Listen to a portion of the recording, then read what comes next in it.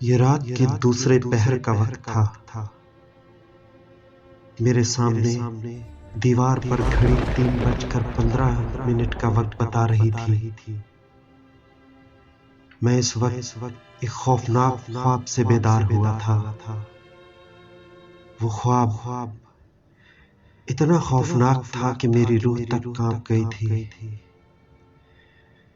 मुझे ऐसे महसूस हो रहा था जैसे मैं इस दुनिया में बिल्कुल अकेला रह गया हूं। गहरी खामोशी थी जैसे। मैं बिस्तर पर करवट भी न बदल सका था और मेरी खुली आंखों के साथ मैं छत को ही देखे जा रहा था। मैं सोच रहा था कि ये जिंदगी आखिर है क्या। हम सब दिन रात पैसा कमाने की रेस में लगे हैं और उस रेस में इतना मगन है जैसे जिंदगी का मकसद सिर्फ और सिर्फ यही रह गया हो।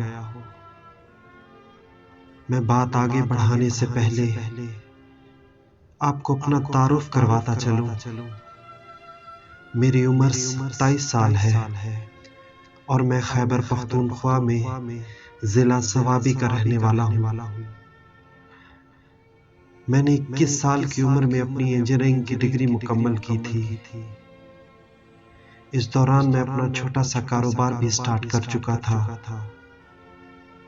जब तक मैंने इंजीनियरिंग मुकम्मल करना थी तब तक मेरा कारोबार भी अच्छा खासा सेट हो चुका था। हमारा खानदान वैसे माशी लिहाज से तो काफी बेहतर था। मेरे वालिद ने भी मुझे कारोबार चलाने की ही सलाह दी। उन्होंने मेरी 22 साल की उम्र में शादी भी कर दी। अल्लाह ताला ने मुझे एक चांद सा बेटा भी अता किया। अब मेरी जिंदगी में किसी चीज की कोई कमी नहीं थी।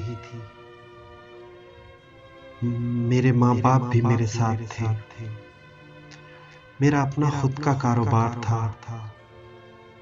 मेरी शादी भी हो चुकी थी और अल्लाह ताला ने मुझे खूबसूरत सा बेटा भी अता किया था। मैं इंडिपेंडेंट भी था और आजाद भी। मेरे पास पूरी जिंदगी पड़ी थी अभी। मेरी जिंदगी के ये 22 साल बहुत तेजी से गुजरे थे और उसके बाद अचानक से ही सब कुछ बदल गया। मुझे याद है मेरा बेटा उस दिन पूरे 1 माह का हो गया था। उस सुबह मेरे पेट में शदीद दर्द उठा। मुझे बार बार वॉशरूम जाना पड़ रहा था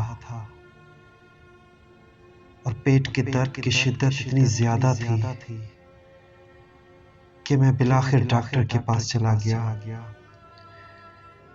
डॉक्टर ने मेरी कैफियत देखी और मुझे कुछ टेस्ट करवाने को कहा।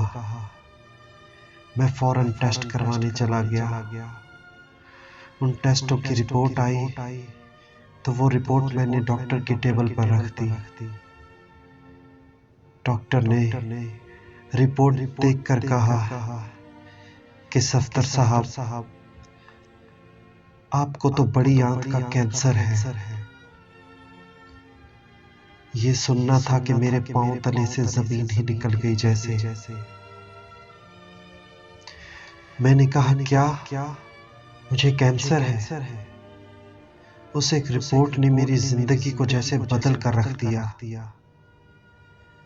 मैं और मेरी फैमिली फौरन रिपोर्ट्स लेकर शौकत खानम आ गए।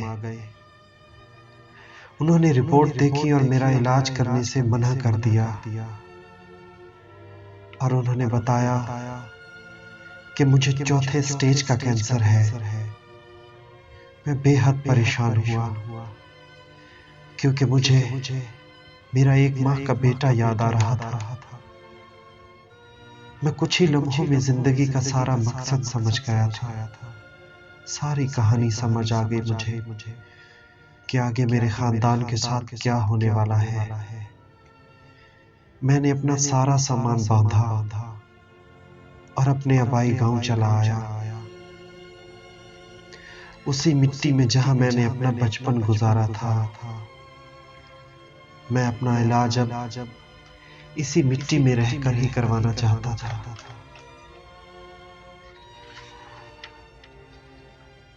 इस वक्त मेरी हालत कुछ इस तरह है कि मैं अब तक 4 बड़ी सर्जरीज करा चुका हूँ।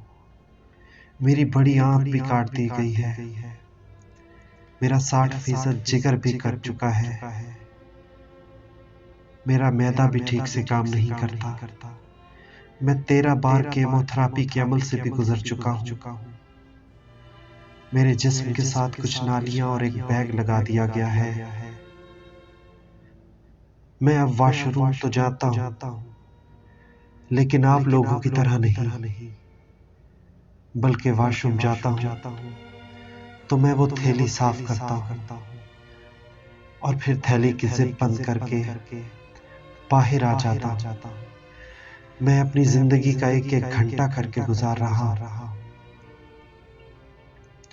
मैं ज्यादा वक्त अपने बेटे के साथ ही गुजार देता हूँ, बस ये सोचकर कि पता नहीं अगला घंटा मैं इसके साथ होऊंगा या नहीं। ये सारी कहानी सुनाने का मकसद सिर्फ इतना बताना था कि कभी कभी कुदरत आपको ज्यादा मौका नहीं देती।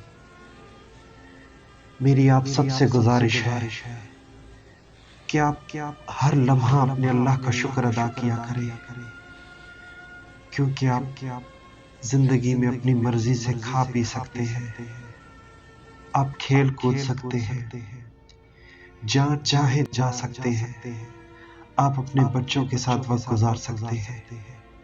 मैं ये सब अपनी मर्जी से नहीं कर सकता, इसलिए आप सबको अपने अल्लाह का शुक्र अदा करते रहना चाहिए, क्योंकि अगर अल्लाह चाहे तो एक लम्हे में आपसे ये सब कुछ छीन ले। एक लम्हे में इन तमाम चीजों की वैल्यू 0 हो जाए। हमारी ये मसरूफियात बिल्कुल बेमायनी है। जिंदगी की सबसे बड़ी नेमत इंसान की सेहत होती है, जिसे हम अपने हाथों से ही तबाह कर रहे हैं। इस दुनिया में सबसे ज्यादा आसान काम पैसा कमाना है, और इस दुनिया का सबसे मुश्किल काम सब्र कर जाना, अल्लाह की दी हुई नेमतों पर सब्र कर जाना।